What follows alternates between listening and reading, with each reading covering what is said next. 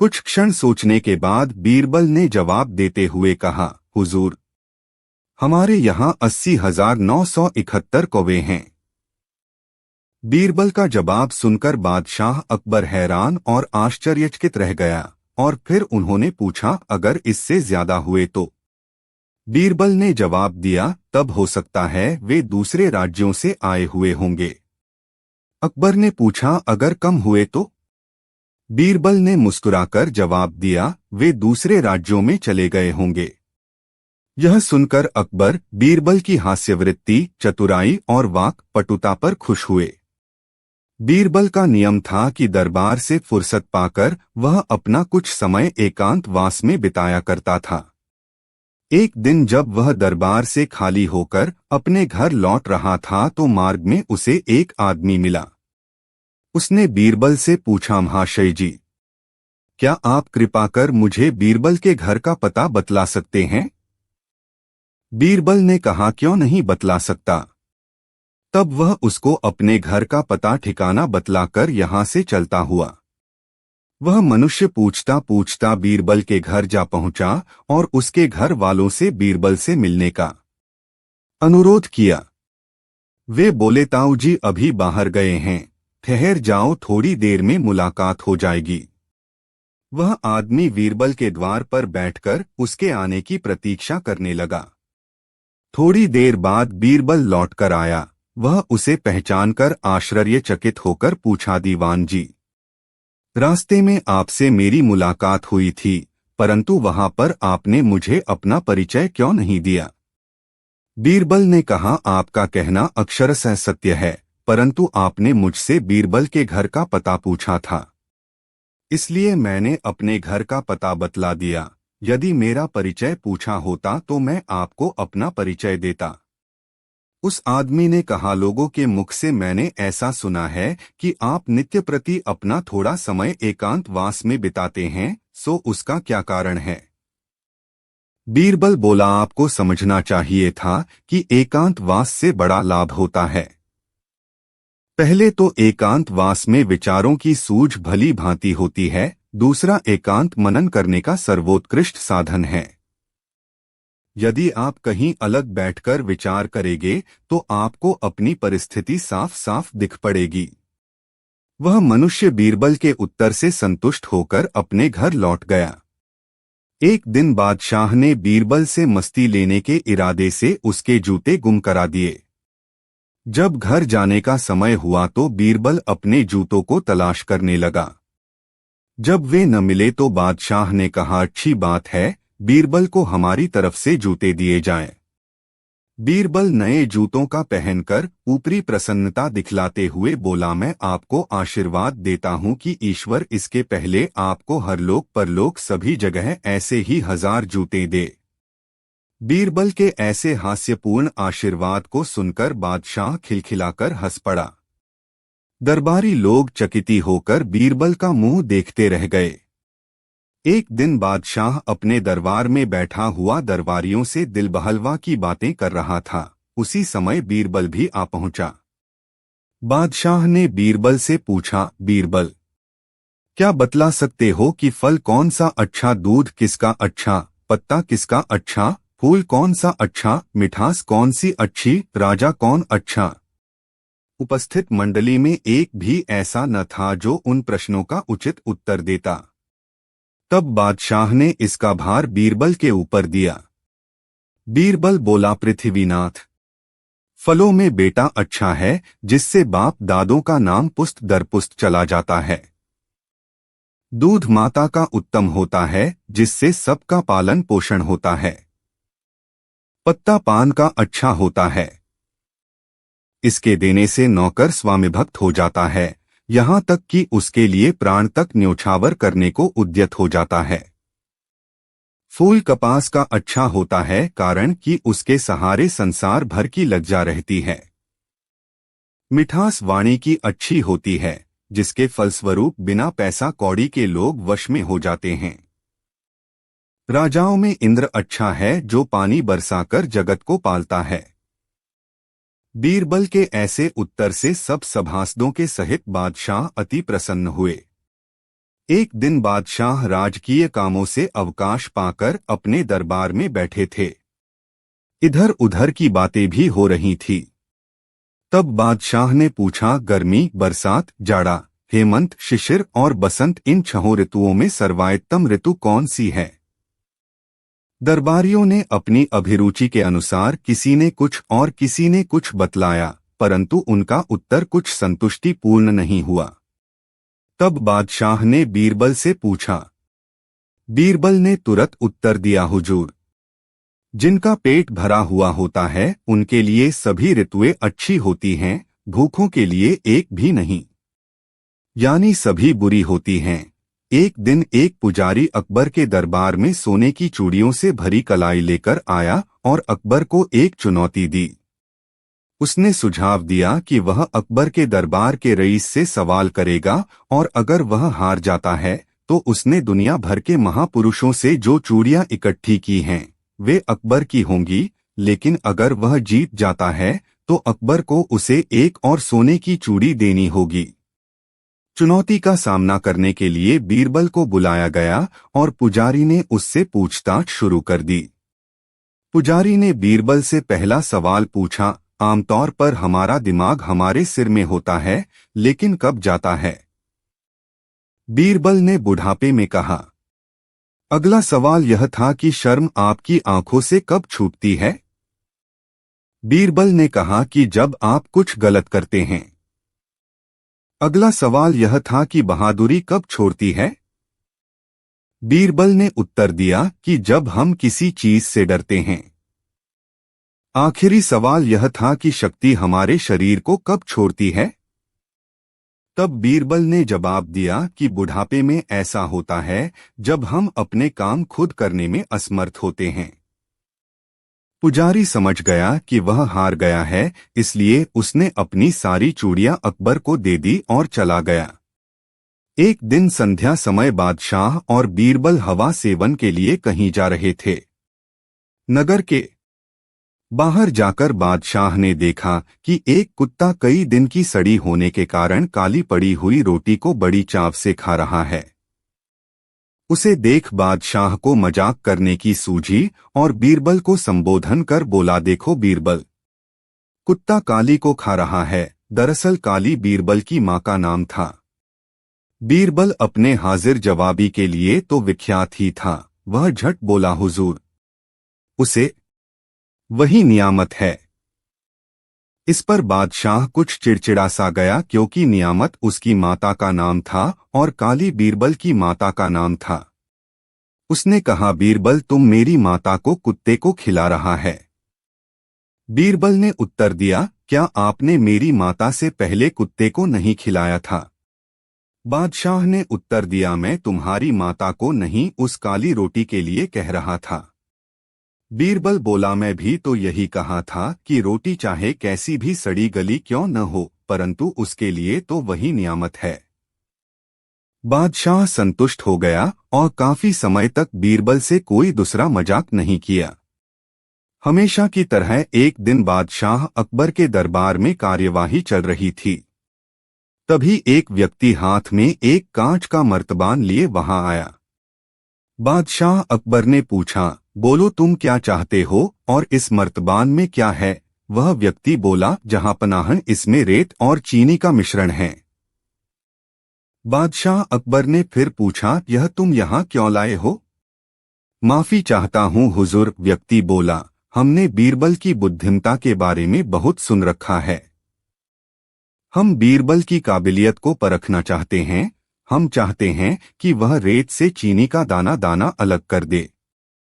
बादशाह अकबर ने बीरबल को और देखते हुए कहा, देख लो बीरबल, रोज ही तुम्हारे सामने एक नई समस्या रख दी जाती है। अब तुम्हें बिना पानी में घोले इस रेत में से चीनी को अलग करना है। बीरबल मुस्कुराए और बोले, कोई समस्या नहीं जहांपनाह, यह तो मेरे बाएं हाथ का काम है। कहकर बीरबल ने मर्तबान उठाया और सभी को लेकर दरबार से बाहर चल दिए। बीरबल बाग में पहुंचकर रुका और मर्तबान में भरा सारा मिश्रण आम के एक बड़े पेड़ के चारों ओर बिखेर दिया। यह तुम क्या कर रहे हो? उस व्यक्ति ने पूछा। बीरबल बोले, यह तुम्हें कल पता चलेगा। अगले दिन फिर वे सभी उस आम के पेड़ के नीचे जा पहुंचे। वहां अब केवल रेत पड़ी थी। चीनी के सारे दाने चींटियां बटोरकर अपने बिलों में पहुंचा चुकी थीं। कुछ चींटियां तो अभी भी चीनी के दाने घसीट कर ले जाती दिखाई दे रही थीं। व्यक्ति ने अचंभे से पूछा, अरे सारी चीनी कहाँ चली गई? बीरबल ने कहा, रेत से अलग हो गई। बादशाह अकबर ने उस व्यक्ति से मजाक करते हुए कहा, अब तुम्हें चीनी चाहिए तो चींटियों के बिल में घुसो और चीनी निकाल लो। सभी जोर से हंस पड़े। बादशाह अकबर के दरबार में बीरबल सबसे ज्यादा बुद्धिमान व्यक्ति था, लेकिन अकबर के बहनोई को उससे बहुत जलन थी। उन्होंने बादशाह से बीरबल की जगह नियुक्त होने के लिए कहा।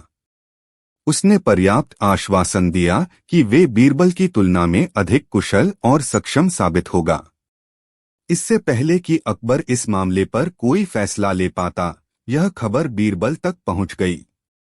बीरबल ने इस्तीफा दे दिया और चले गए।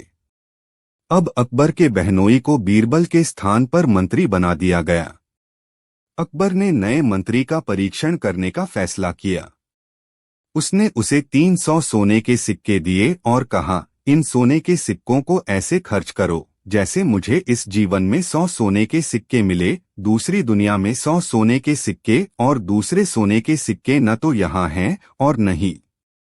मंत्री ने पूरी स्थिति को भ्रम और निराशा की भूलभुलिया माना। वह यह सोचकर रातों की नींद हराम कर देता था कि वह खुद को इस गंदगी से कैसे निकालेगा। हल्कों में सोच उसे पागल बना रही थी। आखिरकार अपनी पत्नी की सलाह पर उसने बीरबल की मदद मांगी। बीरबल ने कहा, तुम मुझे सोने के सिक्के दो, मैं बाकी काम संभालूंगा। बीरबल हाथ में सोने के सिक्कों का थैला पकड़े शहर की सड़कों पर चल पड़ा। उन्होंने अपने बेटे की शादी का जश्न मनाते हुए एक अमीर व्यापारी को देखा। बीरबल ने उसे 100 स्वर्ण मुद्राएं दी और विनम्रतापूर्वक कहा, बादशाह अकबर आपको अपने बेटे की शादी के लिए शुभकामनाएं और आशीर्वाद भेजता है। कृपया उसके द्वारा भेजे गए उपहार को स्वीकार करें। व्यापारी ने सम्मानित महसूस किया कि बादशाह ने इस तरह के कीमती उपहार के साथ एक विशेष दूत भेजा था। उन्होंने बीरबल को सम्मानित किया और उन्हें बादशाह के लिए उपहार के रूप में बड़ी संख्या में महंगे उपहार और सोने के सिक्कों का एक बैग दिया। इसके बाद बीरबल शहर के उस क्षेत्र में गए जहां गरीब लोग रहते थे। वहां उसने सोने के 100 सिक्कों के बदले में भोजन और वस्त्र खरीदे और उन्हें बादशाह अकबर के नाम पर वितरित किया। जब वह शहर वापस आया तो उसने संगीत और नृत्य का एक कार्यक्रम आयोजित किया। उसने उस पर 100 स्वर्ण मुद्राएं खर्च कीं। अगले दिन बीरबल ने अकबर के दरबार में प्रवेश किया और घोषणा की कि उन्होंने वह सब किया है जो बादशाह ने अपने बहनोई से करने के लिए कहा था। अकबर जानना चाहता था कि उसने यह कैसे किया है।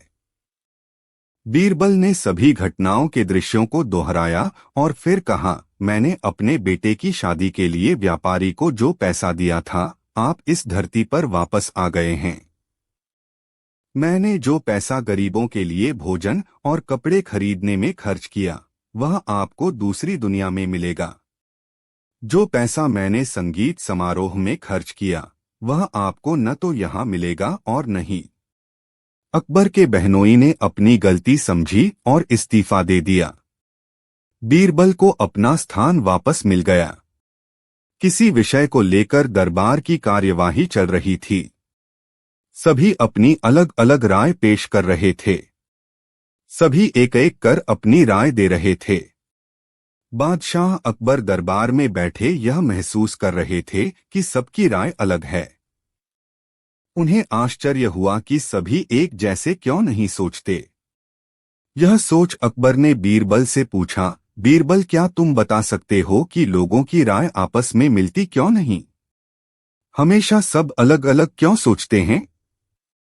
बीरबल बोला, बादशाह सलामत हमेशा ऐसा नहीं होता। कुछ समस्याएं ऐसी होती हैं जिन पर सभी के विचार समान होते हैं।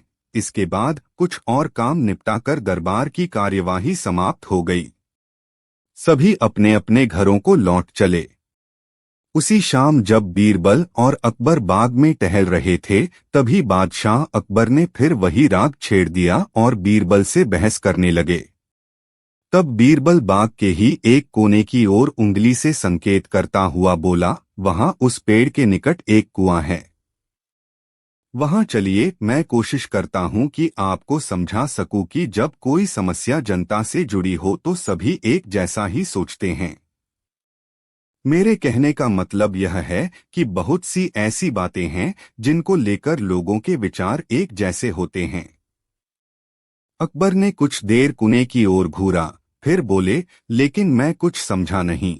तुम्हारे समझाने का ढंग कुछ अजीब सा है। बादशाह जबकि जानते थे कि बीरबल अपनी बात सिद्ध करने के लिए ऐसे ही प्रयोग करता रहता है। बीरबल बोला, सब समझ जाएंगे हुजूर। आप शाही फरमान जारी कराएं कि नगर के हर घर से एक लोटा दूध लाकर बाग में स्थित इस कुएं में डाला जाए। दिन पूर्णमासी का होगा। हमारा नगर बहुत बड़ा है, यदि हर घर से एक लोटा दूध इस कुएं में पड़ेगा तो यह दूध से भर जाएगा। बीरबल की यह बात सुन अकबर ठहाका लगाकर हंस पड़े। फिर भी उन्होंने बीरबल के कहेनुसार फरमान जारी कर दिया। शहर भर में मुनादी करवा दी गई कि आने वाली पूर्णमासी के दिन हर घर से एक लोटा दूध लाकर शाही बाग के कुएं में डाला जाए। जो ऐसा नहीं करेगा उसे सजा मिलेगी। पूर्णमासी के दिन बाग के बाहर लोगों की कतार लग गई। इस बात का विशेष ध्यान रखा जा रहा था कि हर घर से कोई न कोई वहां जरूर आए। सभी के हाथों में भरे हुए पात्र बर्तन दिखाई दे रहे थे। बादशाह अकबर और बीरबल दूर बैठे यह सब देख रहे थे और एक दूसरे को देख मुस्करा रहे थे। सांझ ढलने से पहले कुएं में दूध डालने का काम पूरा हो गया। हर घर से दूध लाकर कुएं में डाला गया था। जब सभी वहां से चले गए तो अकबर व बीरबल ने कुएं के निकट जाकर अंदर झांका। कुआं मुंडेर तक भरा हुआ था, लेकिन यह देख अकबर को बेहद हैरानी हुई कि कुएं में दूध नहीं, पानी भरा हुआ था। दूध का तो कहीं नामो निशान तक न था। हैरानी भरी निगाहों से अकबर ने बीरबल की ओर देखते हुए पूछा, ऐसा क्यों हुआ? शाही फरमान तो कुएं में दूध डालने का जारी हुआ था, यह पानी कहां से आया? लोगों ने दूध क्यों नहीं डाला? बीरबल एक जोरदार ठहाका लगाता हुआ बोला, यही तो मैं सिद्ध करना चाहता था हुजूर। मैंने कहा था आपसे कि बहुत सी ऐसी बातें होती हैं जिस पर लोग एक जैसा सोचते हैं, और यह भी एक ऐसा ही मौका था। लोग कीमती दूध बर्बाद करने को तैयार न थे। वे जानते थे कि कुएं में दूध डालना व्यर्थ है, इससे उन्हें कुछ मिलने वाला नहीं था। सभी यह सोच रहे थे कि सब लोग दूध डाल रहे हैं, मेरे एक लोटा पानी डालने से क्या फर्क पड़ेगा, इसलिए यह सोचकर कि किसी को क्या पता चलेगा, सभी पानी से भरे बर्तन ले आए और कुएं में उड़ेल दिए। नतीजा कुआं दूध के बजाय पानी से भर गया। बीरबल की यह चतुराई देख अकबर बादशाह खुश हुए और उसकी पीठ थपथपाई। बीरबल ने सिद्ध कर दिखाया था कि कभी कभी लोग एक जैसा भी सोचते हैं। एक दिन बादशाह अकबर बीरबल के साथ अपने घोड़े पर बैठकर शाही बाग में घूमने गए। चारों ओर हरे भरे वृक्ष और हरी हरी घास देखकर अकबर को बहुत आनंद आया। उन्हें लगा कि बगीचे में सैर करने के लिए तो घोड़ा भी हरे रंग का ही होना चाहिए। उन्होंने बीरबल से कहा, बीरबल मुझे हरे रंग का घोड़ा चाहिए। तुम मुझे 7 दिन में हरे रंग का घोड़ा लाके दो। यदि तुम हरे रंग का घोड़ा न ला सके तो हमें अपनी शक्ल मत दिखाना, हरे रंग का घोड़ा तो होता ही नहीं है। अकबर और बीरबल दोनों को यह मालूम था, लेकिन अकबर को तो बीरबल की परीक्षा लेनी थी। दरअसल इस प्रकार के अटपटे सवाल करके वे चाहते थे कि बीरबल अपनी हार स्वीकार कर लें और कहें कि जहां पनाह मैं हार गया, मगर बीरबल भी अपने जैसे एक ही थे। बीरबल के हर सवाल का सटीक उत्तर देते थे कि बादशाह अकबर को मुंह की खानी पड़ती थी। बीरबल हरे रंग के छोड़ की खोज के बहाने 7 दिन तक इधर-उधर घूमते रहे। 8वें दिन वे दरबार में हाजिर हुए और बादशाह से बोले, जहांपना, मुझे हरे रंग का घोड़ा मिल गया है। बादशाह को आश्चर्य हुआ। उन्होंने कहा, जल्दी बताओ, कहाँ है हरा घोड़ा? बीरबल ने कहा, जहांपना, घोड़ा तो आपको मिल जाएगा। मैंने बड़ी मुश्किल से उसे खोजा है, मगर उसके मालिक ने 2 शर्त रखी हैं। बादशाह ने कहा, क्या शर्तें हैं? पहली शर्त तो यह है कि घोड़ा लेने के लिए आपको स्वयं जाना होगा। यह तो बड़ी आसान शर्त है। दूसरी शर्त क्या है? घोड़ा खास रंग का है, इसलिए उसे लाने का दिन भी खास ही होगा। उसका मालिक कहता है कि सप्ताह के 7 दिनों के अलावा किसी भी दिन आकर उसे ले जाओ। अकबर बीरबल का मुंह देखते रह गए। बीरबल ने हंसते हुए कहा, जहांपना, हरे रंग का घोड़ा लाना हो तो उसकी शर्तें भी माननी ही पड़ेगी। अकबर खिलखिलाकर हंस पड़े। बीरबल की चतुराई से वह खुश हुए। समझ गए कि बीरबल को मूर्ख बनाना सरल नहीं है। बादशाह अकबर बीरबल की बुद्धिमता के बहुत कायल थे। यह देख उस राज्य के कई दरबारी बीरबल से ईर्ष्या करते थे। इससे से एक दरबारी को तो बीरबल से बहुत जलन थी। अब दरबारी हमेशा से मुख्यमंत्री बनना चाहता था, लेकिन यह संभव नहीं था क्योंकि बीरबल उस राज्य का मुख्यमंत्री था। एक दिन अकबर ने उस दरबारी के सामने बीरबल की प्रशंसा की। इससे दरबारी बहुत क्रोधित हुए और उसने कहा, बादशाह हजूर, आपने बीरबल की अन्यायपूर्ण प्रशंसा की और यदि बीरबल उनके 3 प्रश्नों का उत्तर दे सकते हैं तो वह इस तथ्य को स्वीकार करेंगे कि बीरबल बुद्धिमान हैं। अकबर बीरबल की बुद्धि परीक्षण के लिए हमेशा तैयार रहते थे। उन्होंने कहा, ठीक है। दरबारी ने 3 सवाल बीरबल से पूछे। 1. आकाश में कितने तारे हैं? 2. पृथ्वी का केंद्र कहाँ है? और 3. दुनिया में कितने पुरुष और कितनी महिलाएं हैं? तुरंत ही अकबर ने बीरबल से इन 3 सवालों के जवाब पूछे और कहा कि अगर वह उन्हें जवाब नहीं दे पाए तो उन्हें मुख्यमंत्री पद से इस्तीफा देना होगा। बीरबल ने कहा, तो सुनिए महाराज। पहले सवाल का जवाब देने के लिए बीरबल एक बालों वाली भेड़ लेकर आया और कहा, आकाश में जितने तारे हैं उतने ही भेड़ के शरीर पर बाल हैं। मेरे मित्र दरबारी का स्वागत है कि यदि वह चाहें तो उन्हें गिना जाए। दूसरे प्रश्न का उत्तर देने के लिए बीरबल ने जमीन पर कुछ लकीरें खींची और कुछ हिसाब लगाया। फिर एक लोहे की छड़ मंगवाई गई और उसे एक जगह गाड़ दिया और बीरबल ने महाराज से कहा, महाराज, बिल्कुल इसी जगह धरती का केंद्र है, चाहे तो आप स्वयं जांच लें। अब महाराज, तीसरे सवाल का जवाब बड़ा मुश्किल है, क्योंकि इस दुनिया में कुछ लोग ऐसे हैं जो ना तो स्त्री की श्रेणी में आते हैं और ना ही पुरुषों की श्रेणी में। उनमें से कुछ लोग तो हमारे दरबार में भी उपस्थित हैं, जैसे कि यह मंत्री जी। महाराज, यदि आप इनको मौत के घाट उतरवा दें तो मैं स्त्री पुरुष की सही सी संख्या बता सकता हूँ। अब मंत्री जी सवालों का जवाब छोड़कर थर-थर कांपने लगे और महाराज से बोले, महाराज, बस मुझे मेरे सवालों का जवाब मिल गया। मैं बीरबल की बुद्धिमानी को मान गया हूँ। महाराज हमेशा की तरह बीरबल की तरफ पीठ करके हंसने लगे और इसी बीच वह मंत्री दरबार से खिसक लिया। अकबर ने पूछा, अगर कम हुए तो? बीरबल ने मुस्कुराकर जवाब दिया, वे दूसरे राज्यों में चले गए होंगे। यह सुनकर अकबर बीरबल की हास्यवृत्ति, चतुराई और वाक पटुता पर खुश हुए। बीरबल का नियम था कि दरबार से फुर्सत पाकर वह अपना कुछ समय एकांतवास में बिताया करता था। एक दिन जब वह दरबार से खाली होकर अपने घर लौट रहा था तो मार्ग में उसे एक आदमी मिला। उसने बीरबल से पूछा, महाशय जी, क्या आप कृपा कर मुझे बीरबल के घर का पता बतला सकते हैं? बीरबल ने कहा, क्यों नहीं बतला सकता। तब वह उसको अपने घर का पता ठिकाना बतलाकर यहाँ से चलता हुआ। वह मनुष्य पूछता पूछता बीरबल के घर जा पहुंचा और उसके घर वालों से बीरबल से मिलने का अनुरोध किया। वे बोले, ताऊ जी अभी बाहर गए हैं, ठहर जाओ, थोड़ी देर में मुलाकात हो जाएगी। वह आदमी बीरबल के द्वार पर बैठकर उसके आने की प्रतीक्षा करने लगा। थोड़ी देर बाद बीरबल लौटकर आया। वह उसे पहचानकर आश्चर्यचकित होकर पूछा, दीवान जी, रास्ते में आपसे मेरी मुलाकात हुई थी, परंतु वहां पर आपने मुझे अपना परिचय क्यों नहीं दिया?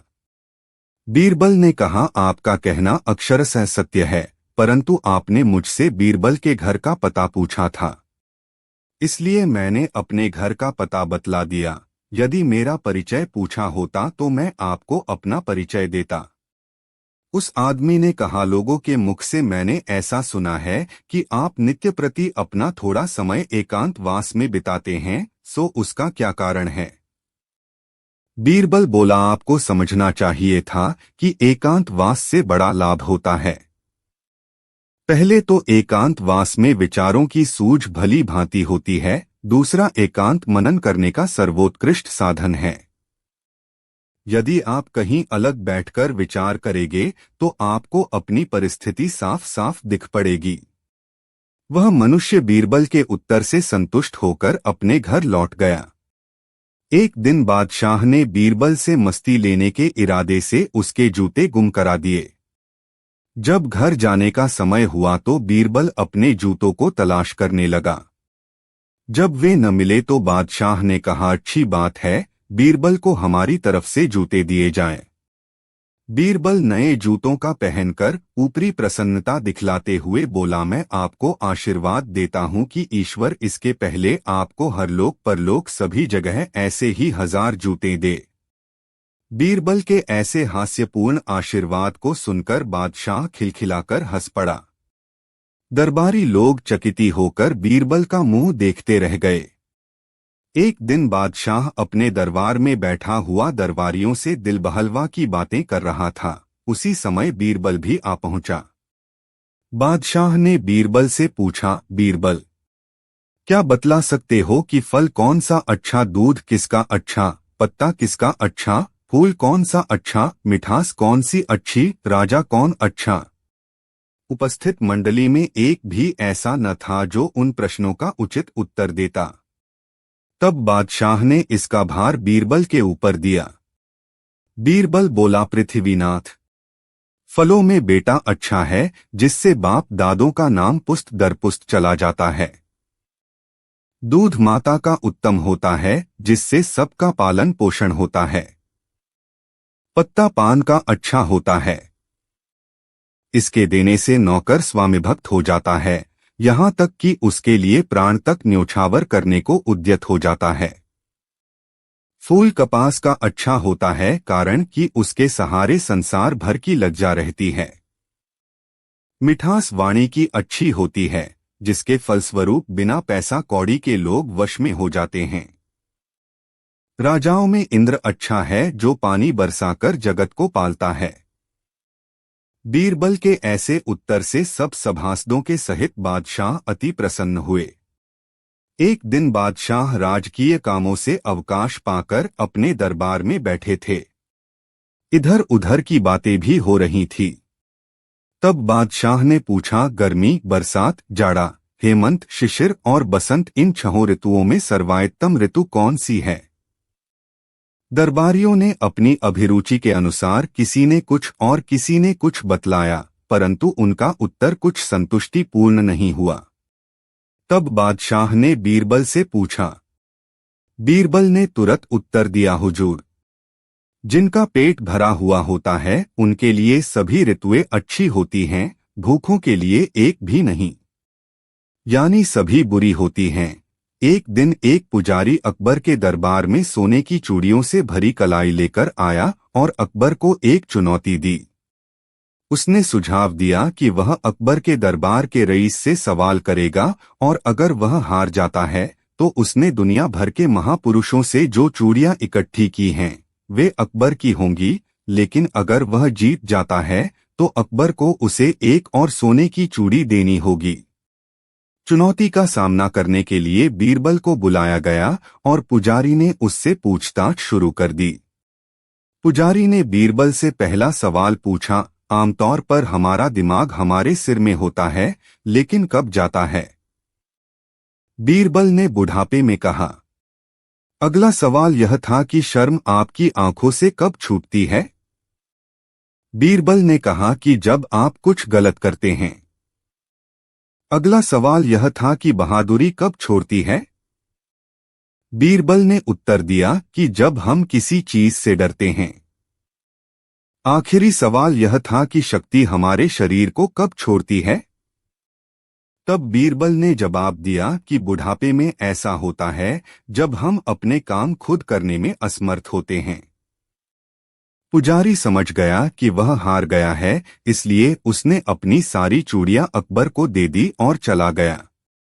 एक दिन संध्या समय बादशाह और बीरबल हवा सेवन के लिए कहीं जा रहे थे। नगर के बाहर जाकर बादशाह ने देखा कि एक कुत्ता कई दिन की सड़ी होने के कारण काली पड़ी हुई रोटी को बड़ी चाव से खा रहा है।